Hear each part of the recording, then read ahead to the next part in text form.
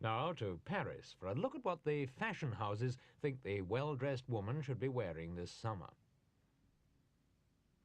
The big talking point in Paris is still the division between those designers who want to cling to the traditional idea of haute couture and those who want to overthrow tradition for the sake of the mass, ready-to-wear market.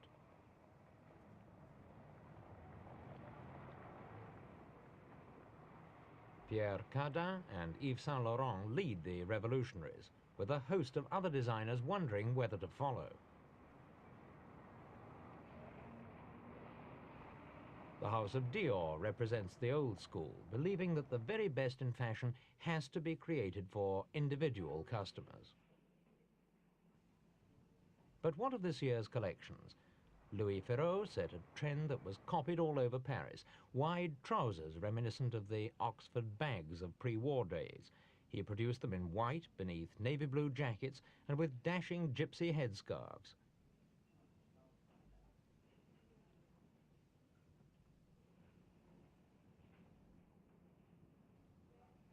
Wide sleeves were accentuated by white piping around the edges.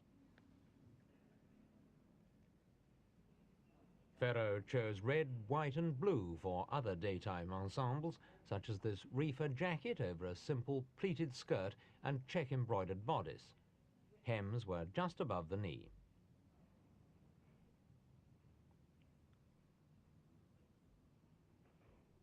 High slit pockets were a subtle touch, and again, wide sleeves.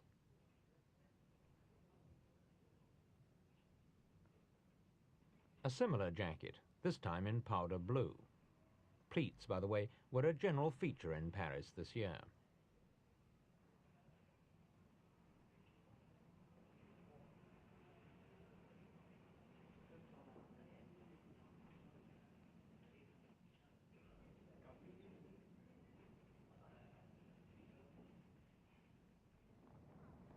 Typical of the Tarente look for daytime was this simply styled crepe de chine dress with multicolored polka dots on a dark blue background.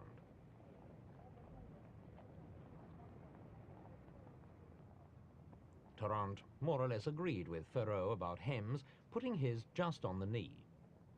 A gold buckled belt was the only accessory. The little dresses were teamed with blue blazers and wide Breton-style hats with a red trim.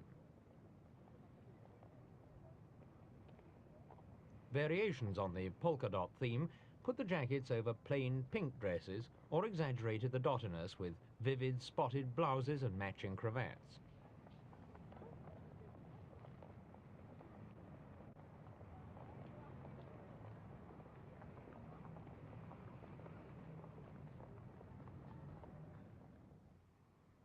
As a complete contrast to the polka dots, Tarente produced these simple day dresses in pastel colors. He kept the Breton hats and decorated the dresses with piping which accentuated pockets and cuffs.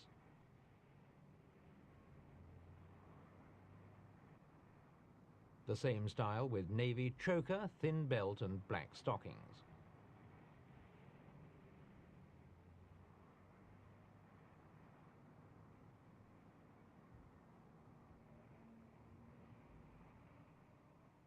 For evening, a striking gown and a crepe de chine floral print, cut very low at the back and with a plunging neckline in front.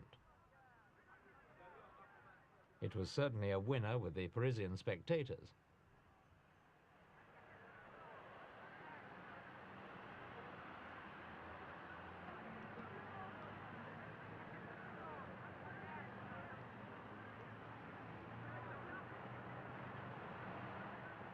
Ted Lapidus went for a sporty outdoor look with hems just above the knee.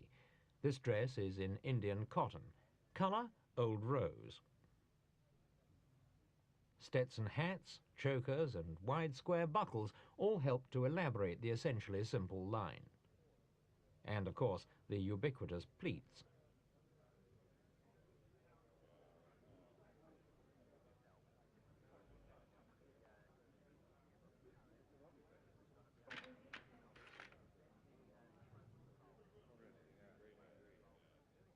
Lapidus seems to have discovered Scotland this year.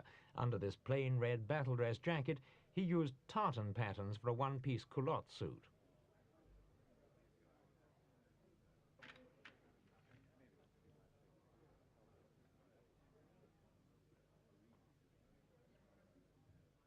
To complement the outfit, knee-length boots.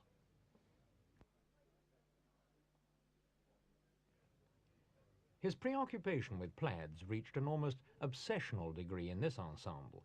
Dress, jacket, tie, shoulder bag, and even luggage all get the tartan treatment.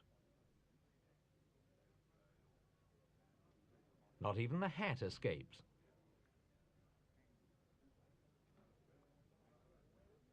The wide black belt was the only relief from uniformity.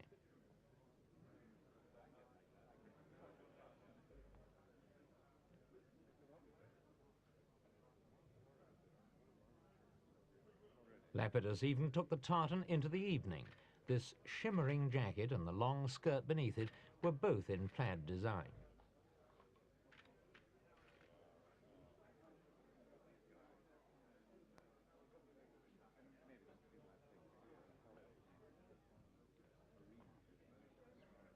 Ungaro usually provides plenty of young ideas. This year it's the mixed prints line, combining 3 pieces, 3 fabrics and 3 colours to produce ensembles like this. Turquoise trousers with a thick red stripe were teamed with belted smock jackets. The trousers, though wide, were without turn-ups.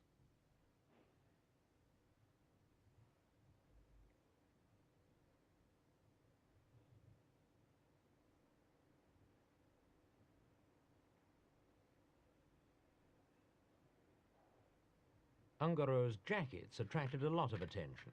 They were nicely tailored and generally worn over gingham check dresses like this one, halter-necked, pleated and flared from the hips.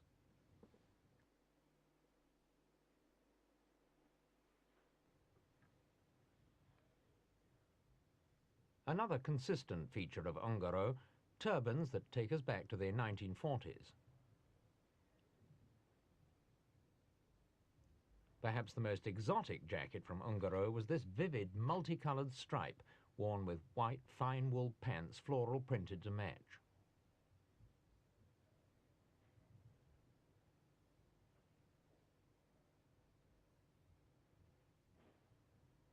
Underneath, a green and white gingham check smock blouse.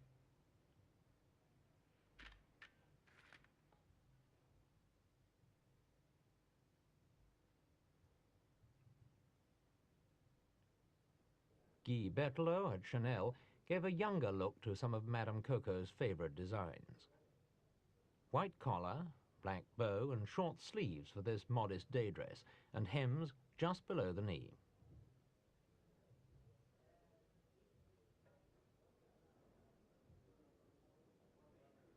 Coco Chanel, who died last year, was famous for her frilled dresses, and Guy Berthelot has continued the tradition. This silver and black evening ensemble gives hem, sleeves and neckline the same treatment.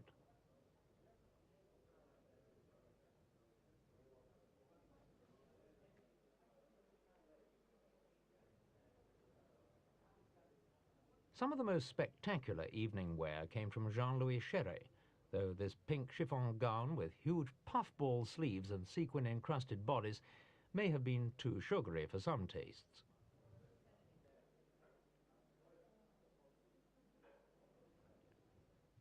Far more sophisticated was this extravagant creation made from yards of the sheerest tulle. An evening culotte suit, it was the most revealing item in Chéret's collection and proved that the see-through look isn't entirely a thing of the past.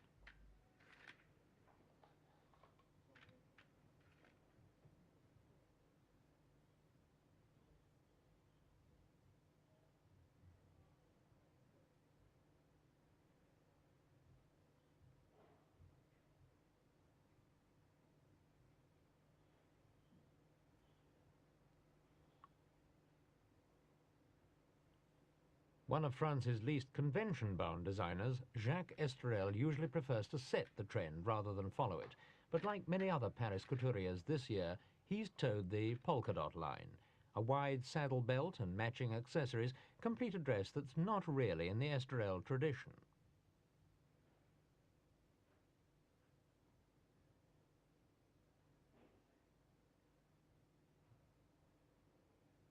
What is much more in keeping with the designer's nature is this three-piece trouser suit, featuring a sleeveless jacket and incorporating the now famous wide trousers and turn-ups.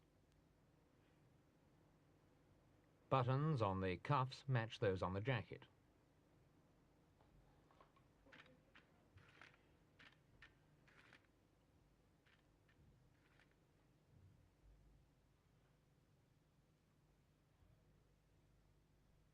For evening, a full-length red gown with an apple motif on the skirt.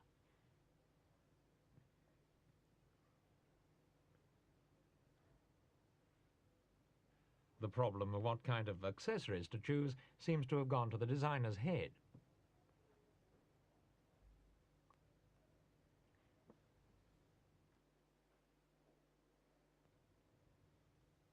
For the wedding ensembles, Estoril returns to the white trouser suits, dressing them up with long bows and expressing through them his favourite unisex idea.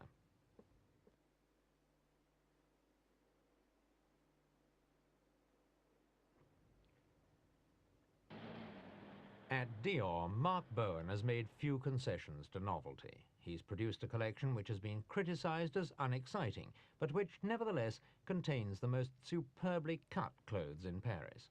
Beneath this straw cartwheeler hat is a classic princess line dress in shantung silk. The loose tie belt is white leather. Bowen compromises with hemlines, setting them directly on the knee.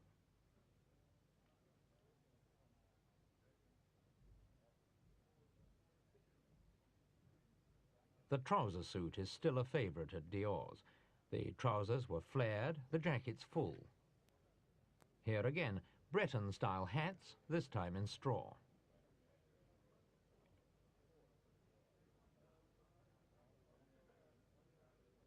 Generally speaking, pockets were large and obvious. When it comes to evening wear, there are few to beat Dior. The creations may not be fashionable fashion, but for elegance they're second to none. This tiered and frilled evening gown is a classic example of a traditional Dior dress, perfectly cut and superbly styled.